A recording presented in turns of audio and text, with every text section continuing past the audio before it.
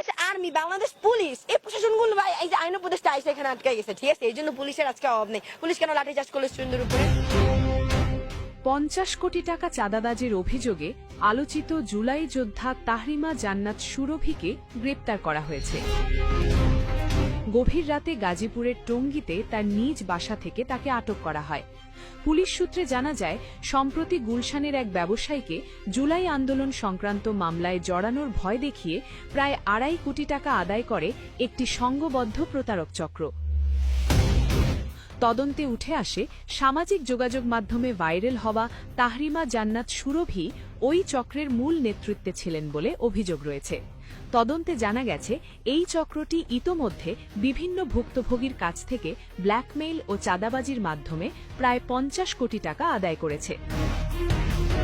গত বছরের জুলাই-আগস্ট আন্দোলনের সময় গুলশান ও বাড্ডা এলাকায়